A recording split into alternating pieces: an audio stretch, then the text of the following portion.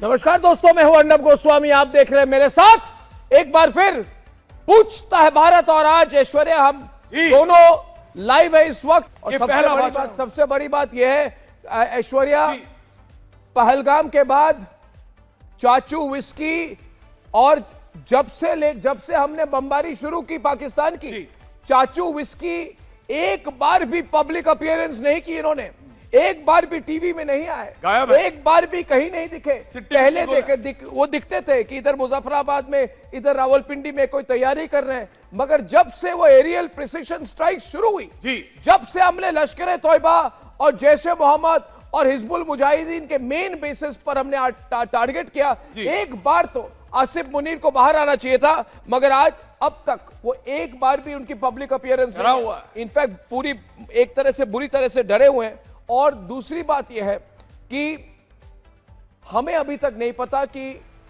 ये जो भूकंप तो आए हैं, एक नहीं दो। देखिए दोस्तों, रिक्टर 12 घंटे के अंदर जिससे भूकंप को मेजर किया जाता है। जब भूकंप आता है तो रिक्टर स्केल होती है, जैसे आपको पता है, जिसमें भूकंप के मापदंड होता है, भूकंप का पूरा मापदंड होता है कि कितने लेवल का भूकंप है। तो 4.5 और 5 नंबर जब आते हैं भूकंप, तो उसको कहते हैं मॉडरेट लेवल इंटेंसिटी अर्थक्वेक, मतलब मीडियम लेवल का भूकंप। अब सोचिए कितनी बमबारी की, कितने बारूदी अटैक हुए। अभी तो हमें यह भी नहीं पता कि क्या उनके जो न्यूक्लियर स्टोरेज थी, क्या ये सच है। कहा जा रहा है कि उनके जो ये परमाणु स्टोरेज के जो 2-3 लोकेशन थे, कोई कह रहे स्कर्दू में था। उससे पहले मैं एक और बात कहना चाहता हूं कि कहा जाता है कि आतंकी और पाकिस्तानी आर्मी के बीच में जो संबंध है, जो रिलेशनशिप, इसके बारे में बहुत बात कही जाती है। देखिए दोस्तों, पाकिस्तानी सेना और आतंकियों का नया रिश्ता उजागर हो चुका है।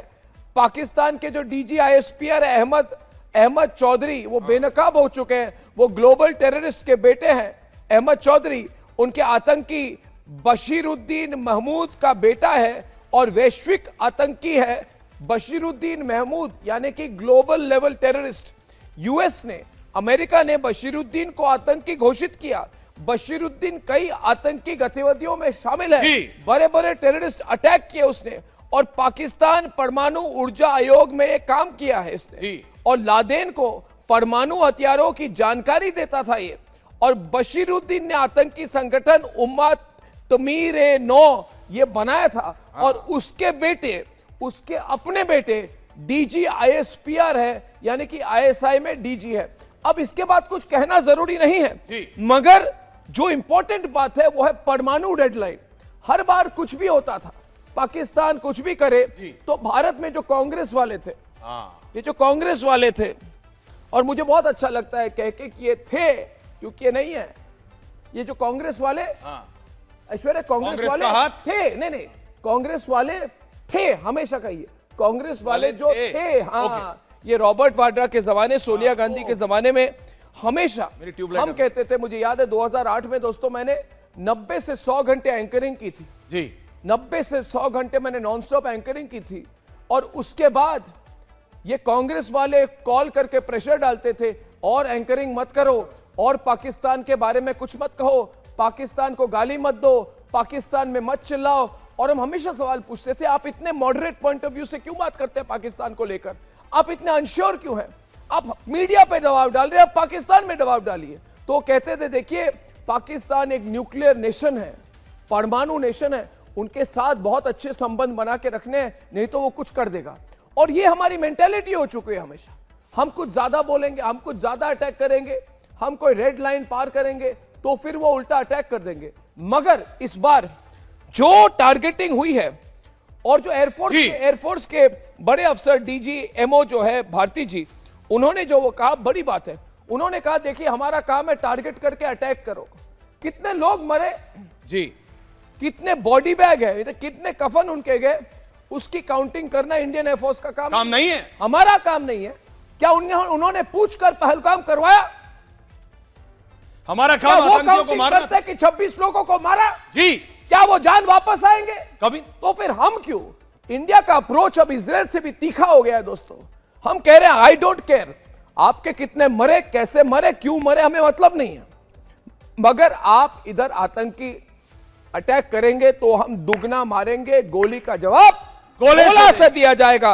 और इस बार जो न्यूक्लियर रेड लाइन है, परमाणु रेड लाइन, जी, इसको साइकोलॉजिकल बेंचमार्क होता है कि ये लाल लाइन आप क्रॉस मत करो, इसके आगे बहुत डेंजरस होता है। मगर इस बार हमने ये जो रेड लाइन है, ये कन्वेंशनल वॉर की जो रेड लाइन है, हमने क्रॉस की है, क्योंकि स्कर्दू, सरगोदा, जकोबाबाद और भोलारी जो लास्ट दिन के जो ये अटैक्स थे, इसमें 20% पाकिस्तान की एयरफोर्स तबाह हो चुकी है। और सबसे बड़ी बात यह है कि इसमें से 2 ऐसे लोकेशंस हैं जिसमें अब रिपोर्ट आ रहे हैं कि इसमें परमाणु यानी कि एम्यूनिशन जी, वो रखा जाता है, परमाणु बारूद, परमाणु एम्यूनिशन। ओपन और एक ओपन सोर्स इंफॉर्मेशन यह ही है, कई लोग कह रहे हैं, हमें नहीं पता, कि सरगोदा में एक टनल है और उस टनल के नीचे परमाणु सामान इन्होंने रखा था। इसलिए जब हमने सरगोदा, स्कर्दू, जकोबाबाद, भोलारी में अटैक की, तब उन्होंने डायरेक्ट, जब उनके 10 एयरबेस स्ट्राइक हो गए और उनमें से 2-3 तो ऐसे हैं जो उनके न्यूक्लियर स्टोरेज, कमांड और कम्युनिकेशन के सेंटर है, जब उन पर अटैक हुई तो उनको लगा कि जो परमाणु मटेरियल हमने रखा हुआ है, अगर इंडिया ने उस पर डायरेक्ट टारगेट कर दी तो छोटा मोटा भी परमाणु एक्सप्लोजन हो जाए तो बहुत इंपैक्ट हो जाएगा पाकिस्तान के लोगों पर। अब ये बहुत बड़ा डिसीजन होता है भारत का कि वी डोंट केयर, आपने हम पर टारगेट किया, हम सीधे ब्रह्मोस से उड़ा देंगे ये एयरबेस। और ये काम सिर्फ और सिर्फ नरेंद्र मोदी जी ने किया। अब उसके बाद पाकिस्तान डर के, उनको लगा कि हमारे न्यूक्लियर इंस्टॉलेशंस और एयरफोर्स खत्म हो जाएगी। अब ये सच है कि नहीं है पता नहीं, त्राहिमाम उन्होंने की है। मुझे तो लगता है कहीं हो सकता है वो झूठ बोले, न्यूक्लियर एंगल को लगा के झूठ बोले। असलियत ये है कि इनकी बैंड बज चुकी थी इस समय तक। ये जो मुरीद, चकलाला, रहीम यार खान, सुक्कुर, चुनियान, पसरूर, सियालकोट और रफीकी, ये सारे अटैक्स हुए लास्ट डे, मतलब परसों अटैक्स किए। बहुत की मिलिट्री साइट्स है, हमें पता है कि इनमें रेडार इंस्टॉलेशन है, command and control centre, ammunition depot है। मगर जो स्केल ऑफ डैमेज हुई है और ये सब जो तस्वीरें अभी आई हैं, इससे लोग कह रहे हैं कि क्या इन जगहों पर क्या पाकिस्तान अपना न्यूक्लियर मटेरियल छुपा रहा था। और इसलिए जब ये सैटेलाइट इमेज आ गई, पहले और अब की एयरफोर्स ने भी जो सैटेलाइट बिफोर और आफ्टर, यानी कि पहले और अब की सैटेलाइट पिक्चर्स है, उसमें पता चल जाता है। जैसे नूर खान की तस्वीरें आप देख रहे हैं, कितनी तरह से डैमेज हो गया है, कोई बिल्डिंग बाकी नहीं है, वहां पे एक घोंसला भी बचा नहीं है जी, ऐश्वर्या। तो ऐसे सिचुएशन में इसको कहा जाता है बहुत प्रिसाइज स्ट्राइक्स, यानी कि 5 मीटर बटा 5 मीटर के रेंज में आप इधर से फायर करोगे और इस्लामाबाद से 5 बटा 5 मीटर के रेंज में, जितनी हमारी स्टूडियो उससे बहुत छोटा, जितनी डिस्टेंस में आप और हम खड़े हुए हैं ना, इतने डिस्टेंस के अंदर वो टारगेटिंग हो सकती है ऐश्वर्या, ये बात है। हम इतना प्रिसाइज हैं, मतलब इतना प्रिसाइज टेक्नोलॉजी और इक्विपमेंट हमारे पास, हम इनकी तरह नहीं है, हम इनकी तरह बिल्कुल नहीं है। और जो इंपॉर्टेंट बेस है, फिर से नाम ले रहा हूं मैं, सरगोदा एयरबेस है पंजाब में, यहां पे 2 डायरेक्ट हिट्स हुई है, इंक्लूडिंग इनका रनवे। सुक्कुर एयरबेस पे जो उनका UAV यानी कि जो ड्रोन्स होते हैं, इनका पूरा स्टोरेज डिपो था। मगर ये भी अभी लोग कह रहे हैं कि जकोबाबाद में, शहबाज में भी, यहां पे भी बिल्कुल खत्म हो गया इनका ATC tower, air traffic controller का टावर भी बिल्कुल खत्म हो गया, दिख रहा है। और अब तक ये पाकिस्तानी कोई, ये कहते हैं हमने भी मारा, कहां मारा भाई? सपनों में, सोशल मीडिया में, कहां मारा? सपनों में। इन्होंने 2 चैनल्स, एक आज तक है, इंडिया टीवी, इनके थोड़े से क्लिप्स लगाए, पता नहीं क्यों आज तक, और इंडिया टीवी के ही क्लिप्स लगाए और कहने की कोशिश की कि भाई देखिए पाकिस्तान, इंडिया की मीडिया ने मान लिया है कि हमने अटैक किया। फिर बाद में प्रेस इंफॉर्मेशन ब्यूरो ने पूरी क्लिप दिखाई और ऐसा कुछ नहीं था इन चैनलों पर। फैक्ट चेक कर दिया, बताया इनको, इन चैनलों ने ऐसा कुछ नहीं कहा, कोई भारतीय चैनल ने ऐसी कोई बात नहीं की। यानी कि इनको जब पूछा जा रहा है कि भाई आप कह रहे हो नहीं हम मार खाए, मगर हमने भी थोड़ा बहुत मारा है, और फिर पूछा, CNN के एंकर ने उनको पूछा, ख्वाजा आसिफ को पूछा, कैसे आपने कहा कि मारा, तो कहते भारतीय सोशल मीडिया में, ट्विटर में और टिकटॉक में हमने देखा। ये शर्मनाक बात है दोस्तों।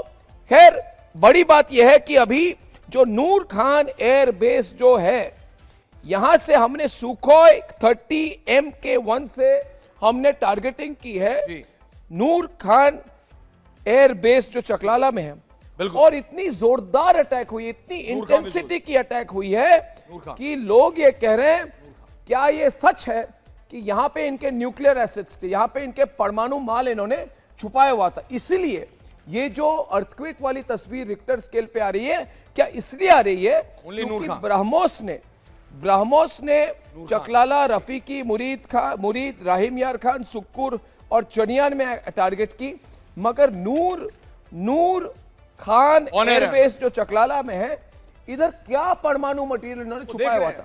और ये मैं परमाणु रिपीट क्यों कर रहा हूं? क्योंकि I am sick and tired, और हर भारतीय तंग आ गया है यही लॉजिक से। भाई पाकिस्तान को कुछ मत करो, इनके पास परमाणु हथियार है तो उनके हैं, उनके एक है तो हमारे चार हैं। इनकी कोई सेकंड स्ट्राइक कैपेबिलिटी नहीं है। दोबारा नहीं अगर वो एक बार स्ट्राइक करेंगे दोबारा वो रीलोड नहीं कर सकते, वो रीलोड करने की बात काबिलियत तो नहीं। हमें उन्हें भी पता है। तो उनको देखिए, ये जो भारत में एक टेंडेंसी हुई है ना कि आतंकवाद के खिलाफ डर का माहौल, अभी क्या डर है?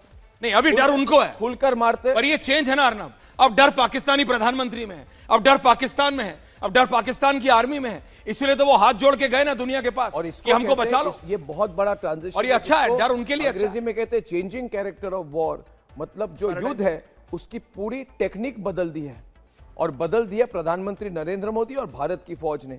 यह टर्निंग पॉइंट है भारत के इतिहास में दोस्तों, कि पाकिस्तान को डर है और डरे हुए वो लग रहे हैं। हर बार वो टेलीविजन पर आते हैं जी, तो बस ये कहते हैं कि हम तो बस अल्लाह हमें बचा ले, अल्लाह हमें बचा ले। कोई बचाने वाला नहीं है उनको।